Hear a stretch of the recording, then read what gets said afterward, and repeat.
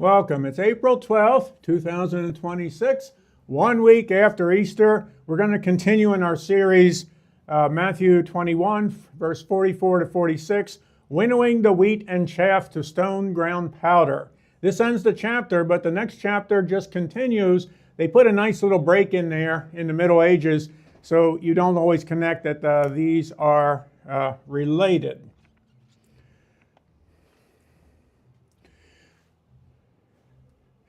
Now, we've been going through Matthew 21, 20 right before is connected. Remember the triumphal entry. This is all crucifixion week. We just celebrated Easter. The donkey voices coming in, riding on the donkey and warning people of things to come. He overturns the tables.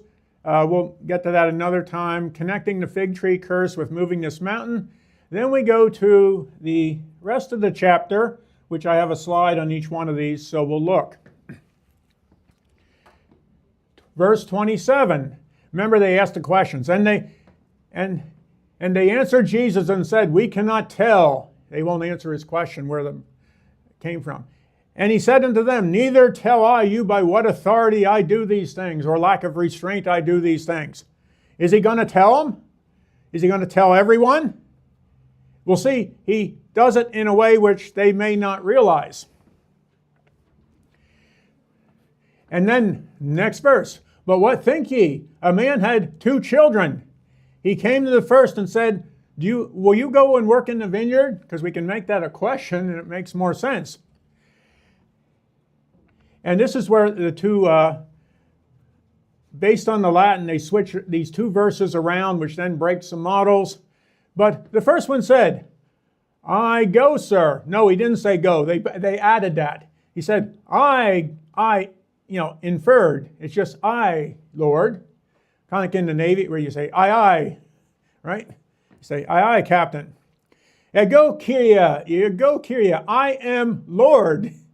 Is this the first one saying he's Lord? Well, we look at there's a play on words. "And went not, ke uka pilin," and you kind of slide that. You burn peddling. It means you're trying to sell something you're going to burn.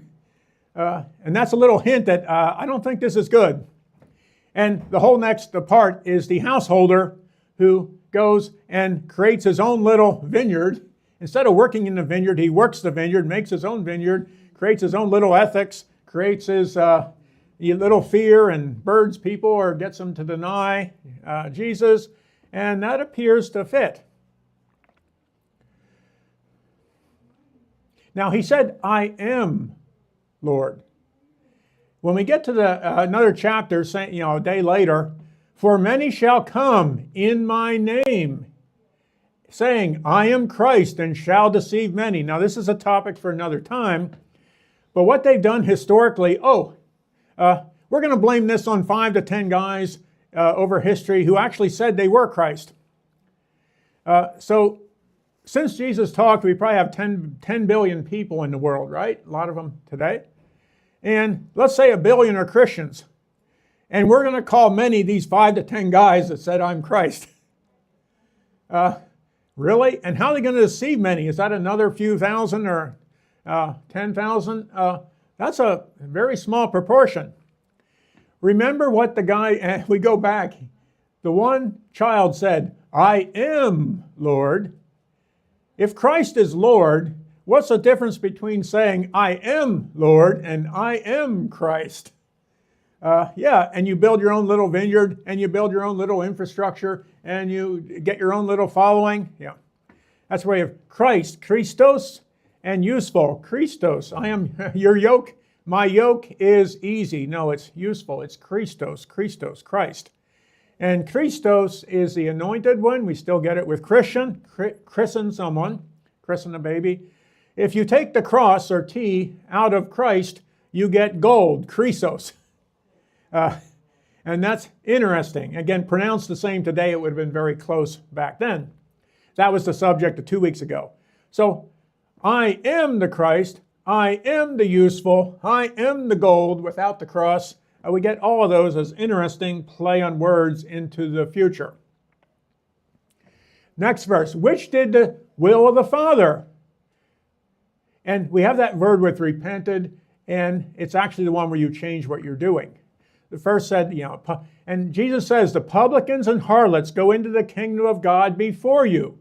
And when we work that out logically, if at least one harlot or publican doesn't qualify to get in, none of the birds are getting in, none of the elite. Now he just said they're going to go in before you. What's coming up? And we had that the other week. He's going to say, I'm going to take the kingdom of God, or will be taken from these bad managers and given to other similar bad managers. You're going to have to deal with these bad managers at the top forever. And then a few verses later he said, that's when he says the kingdom of God is taken from you and it's given to the people. The people don't need the birds there. They're nice, they do certain things, but you can do what you need to do. So it's like he says this, then he's going to repeat the same thing in another way in a few verses. And then at the end of the householder who builds his own little vineyard, what are they going to do to him? He will miserably destroy those wicked men. Kakus, kakos. It's a bird call. And that bird call is going to be in the wedding feast, which is coming up next. And when we read that, it's not quite what you're always told it is. There's some little details, and it's essentially a little trick to bring in all the birds. And here we said, he will let out his vineyard he will take it away from the bad managers and give it to other similar bad managers. We'll get there. Then we had about the rock. Did you never read the scriptures? And if you talk to people, I've talked to a lot of pastors, and you say to you about this, and they act like they know all about it. Should try that. Ask them about the Navy. I'm sure they know all about how the Navy works, or about how Legos work. And I wonder, I've built all these Lego kits. How do they work? Or you hear about the gym. And I figured out in 50 years, I've been to the gym like 5,000 times in some 20, 30 gyms. And when I hear pastors talk about it, it's like I'm learning things I never knew. I never knew this about a gym. Anyway, have you never read the stone the builders rejected, the same has become the head of the corner. This is the Lord's doing and is marvelous in our eyes. Does this give Jesus any authority? If you listen to some of the conservative side that they make up stuff sometimes for this. Oh yeah, but the only way it gives you authority if you assume he already has it. He didn't say he has authority, you gave it to him. Therefore I say unto you, the kingdom of God shall be taken from you and given to peoples, bringing forth fruits. This is where he takes it away from the birds and says it's for everyone. You can do that. Well, how does he have authority to say that? Remember he said he's not going to tell them? But he says, the stone which the builders refused has become the headstone of the corner. If you reject it, that doesn't mean you have authority. This is the Lord's doing. It is marvelous in our eyes. That doesn't give you authority. He said he wasn't going to tell them. What's the next verse in Psalms? This is the day which the Lord hath made. We will rejoice and be glad in it. Remember, that's what happened in the entry. So he didn't tell them. He asked them if he read it. If they read it, they would know, but they probably didn't admit it. He's saying, this is the day, and I have the authority, and therefore the kingdom of God will be taken away from you. You notice he said he wouldn't tell them? Did he tell them? Indirectly, right? They have to know how to read and have read that. Yeah, whosoever, yeah. And the verse for today, and whosoever shall fall in this stone shall be broken, smashed to pieces, but on whomsoever it shall fall, it will grind him to powder. That grind to powder doesn't mean that. We'll get to that. It means the winnowing as in grain into the air. But when the chief priests and Pharisees had heard his parables, that's true, they heard them. They perceived he spake of them. See, that's Matthew's commentary. Matthew decided they perceived that he spake of them. That may be true, that may be false. It's his opinion. So you don't want to make a big theological point of that. But when they sought to lay hands on him, they feared the multitude. And you could see they were going to start, and they decided not, because they took him for a prophet. Matthew decided they took him for a prophet. We don't know that. So you put that in there. It could be true. It could be not. Let's separate what Jesus said and what he didn't say. For example, if the women are going to the tomb and they get there first, they're reporting that that's what happened. To try to go and make big theological implications about because they were women and they got there first, it meant it may or may not, but the reporting was they got there first. And if someone preaches on that, they should clearly delineate what happened and what their opinion is on why it happened. Now, and whosoever shall fall on this stone shall be broken or smashed, but on whomsoever it shall fall, it will grind him to powder. We have this grinding to powder. We have a stone, and so forth. Now, grinding to powder and winnowing, it's like blowing in the wind, and whosoever shall fall. Yeah, I read that. What exactly does Jesus mean? So, in winnowing the chaff, we might state that the answer, my friend, is blowing in the wind. Does anyone know about what year was Blowing in the Wind written by Bob Dylan? 62, and redone by Peter, Paul, and Mary in 63, right after Bob Dylan was released. So, I don't know, but we're going to look at this verse, and the answer, my friend, may be blowing in the wind, because that's what that word means. Okay. How many roads must a man walk down, right? And you know the whole song, right? The answer, my friend, is blowing in the wind. Yeah. Now, the other thing is it might just be dust in the wind. Remember that song, Dust in the Wind? Yeah.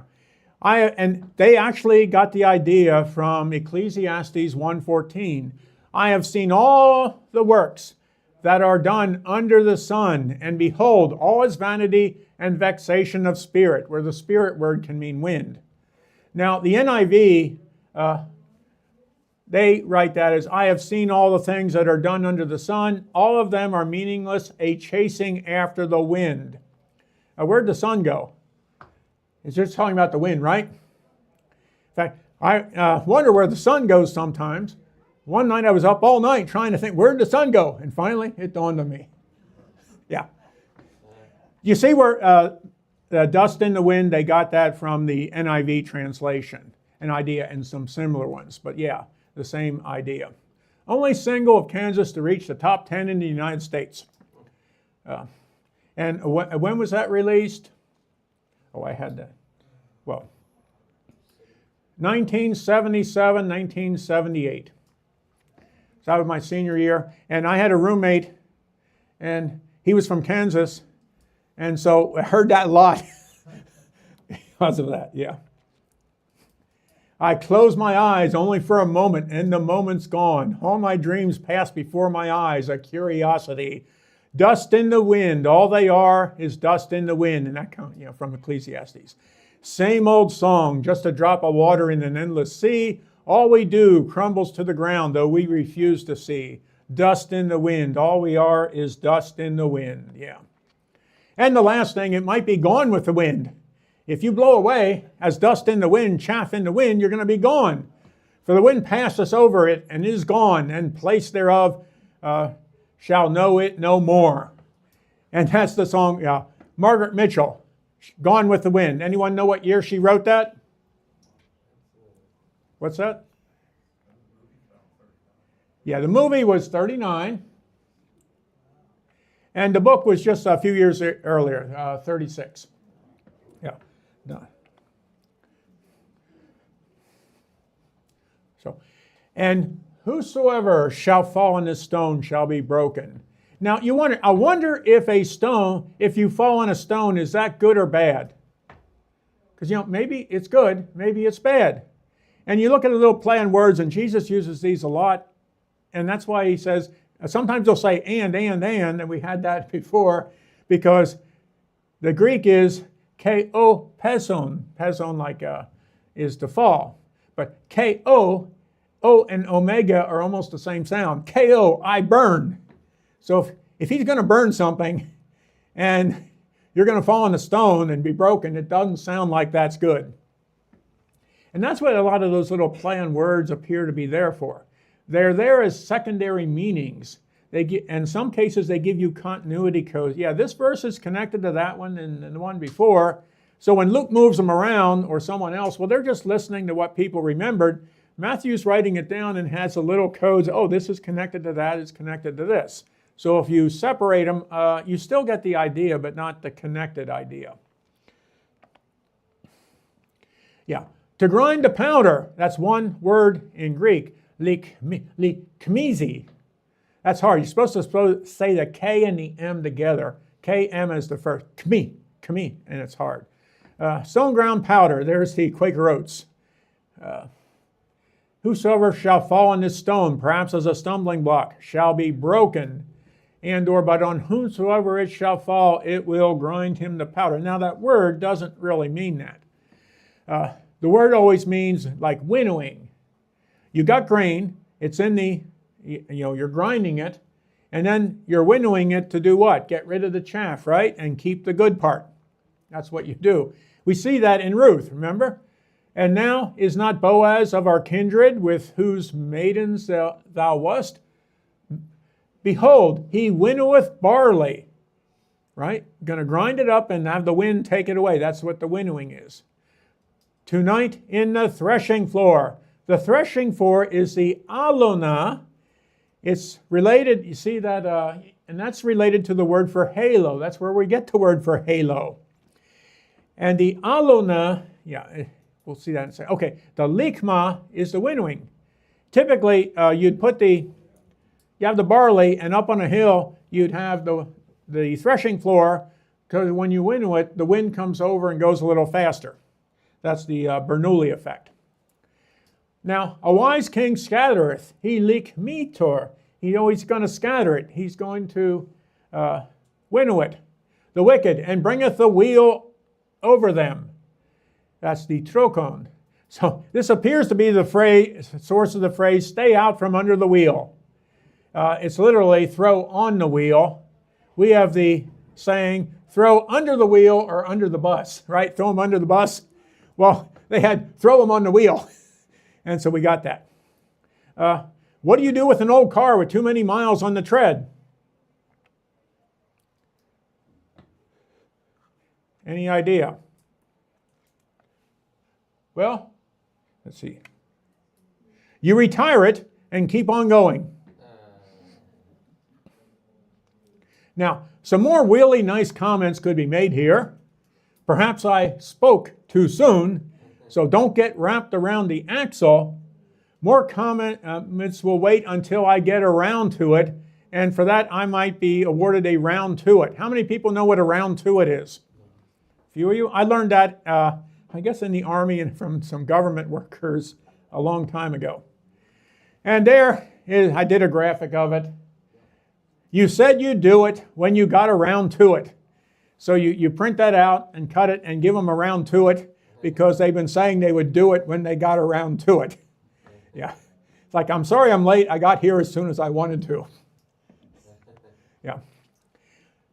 Now, it says grinding the powder, right? And you'd be surprised how many supposedly Greek experts or commentators, they'll go through all this to say it really means grinding the powder. Well, my argument is usually, first of all, that's not what the word means when you look it up and see how it's used.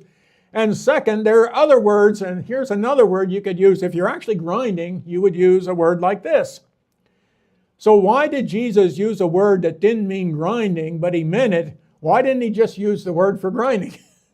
And so that's an argument I use a lot in this. Two, and the women is inferred from the female gender of the Mia, shall be grinding. Alithusa. Oh, we got a word for grinding. They're grinding. That's what it means, to crush or grind. It's related to a grist mill, a word through English. That broken, thlasma, flow, crush, bruise, contusion. That's what the word means. So if you fall on that stone, the stone usually is taken to mean Jesus, the stone the builders rejected, you're going to get broken, contused, crushed, bruised. That's what that word means. So the paraphrase here appears to be the following. Those who make it to the stone threshing floor from the harvest will be bruised together in preparation for winnowing. And that's one way to look at it, because it's not clear if everyone will.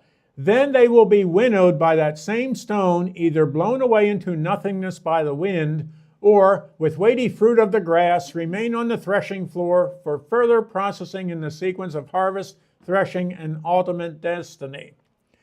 What happens if you don't have enough fruit not to be blown away by the wind? Because the wind's going to blow you away, right? And one of the play on words that's used by Jesus, we're not going to cover it here, is the wind represents things that are against the law. And remember when they're in the boat and they have this wind and they think it's such great, and Jesus calms the wind? How do you keep from being blown away from the threshing floor as chaff?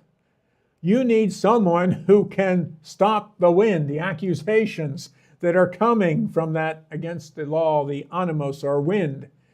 So that's where it becomes important in the model, where he uses that consistently, that, yeah, you're going to be blown into nothingness because you don't have enough fruit, but if you have someone and know someone who can stop the wind, only those who don't know are going to be blown away. And that appears to be one way to look at this verse. And then we go back to the Sermon on the Mount. Wherefore, if God clothe the grass of the field, which today is, and tomorrow cast into the oven, shall he not much more clothe you in righteousness, O ye of little faith? And that little faith is a whole topic, because it's oligopisti, and oligopisti is like the wolf faith. The wolves are the birds. And so it's a little play. And so it doesn't mean really little faith. If you take the words there, it does. But in context, it never seems to mean that. But it's if you have a faith that's not based in Jesus. You're going to be thrown into the oven, the grass of the field. So two words in Greek, klevanos and krivanos, the R and the L. Same word. They have a number of words which the R and L are the same. Apparently, they didn't hear it as much of a distinction as we do. So a lot of these Spoonerisms and play on words switch the L and the R, which was not abnormal, not out of the normal there. Is that which is cast into the oven good or bad? Yeah, fruit of the grass. Now, that's a term that means, I skipped the James verse, the fruit of the grass is the wheat. And that's why we have flour, right, that you bake with, and a flour that looks pretty. They had to distinguish between the two fruits, one you can eat and one you can't. Crushed, winnowed, stored, and then baked in an oven. What's baked in the oven? Is that good if you bake bread in the oven? At yeast, this is not oven a half-baked idea even. There's a little play on words there, yeah. And Jesus, and then now we'll go back a chapter or so. And Jesus said unto them, Verily I say unto you, that ye which have followed me in the regeneration, when the Son of Man shall sit in the throne of his glory, ye shall also sit on...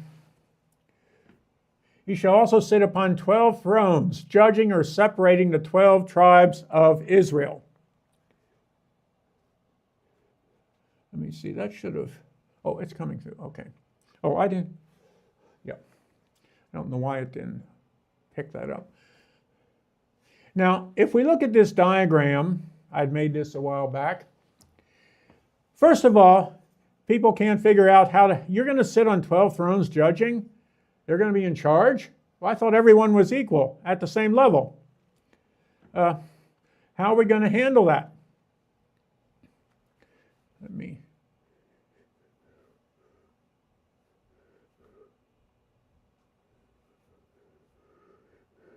Just a sec. Well, I always look at the literal version of what's there. And I put 4 tribes there. It's on the right. If I have 4 disciples, and I put all the tribes in a circle, then each disciple is separating some of the tribes of Israel. And we don't know what a throne represents exactly, but if I give everyone a throne, now we have anyone can sit on a throne and everyone separates everyone else, and now we have a way to handle that.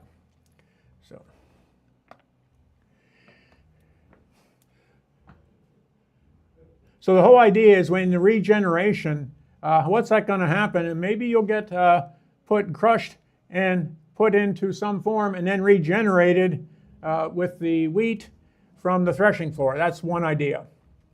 Now remember in Matthew 18 we had, for where 2 or 3 are gathered together in my name, there I am in the midst of them. And let me see if I can make this bigger here.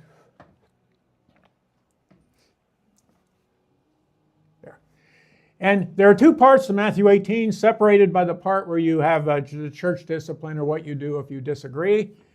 And once you realize they're saying the same thing, you put them together. First of all, he puts a little child in the middle and talks about the child getting entrapped by the eye, hand, foot, whatever. And then at the end he says, when 2 or 3 are gathered against you, there I am in the middle with you, because you have Jesus. And if 2 of you agree, if the 2 of you agree on anything, it will be done. They changed that to if 2 of you, but it's if the 2 agree, which is you and Jesus. So people will pray and said, it said if 2 of us agree, we get it. No, it says if you and Jesus both agree, you're going to get it. So if Jesus doesn't agree, apparently you're not going to get it. So in this case, where should you be? And that into my name, 2 verses later, Peter says, how many times should I let go or forgive someone who sins into me, against me? It's the same word. These 2 or 3 are gathered into them. And he's in the middle. And if Jesus is in the middle and you're around him where he's not in you, and he's supposed to be in you as a little child. So where are you supposed to be in terms of Jesus? Now, we can take this another way. In general, Jesus, you're supposed to love God, right? With all your heart, all your strength. That's, you hate sin. But you're supposed to love your neighbor and love a sinner. And so, if you only love God, but you don't love your neighbor, well, you're only doing part of it. If you go the other way and just love your neighbor and let's forget about the as yourself and forget about loving God's rules, then you're at the other end. Where should you be?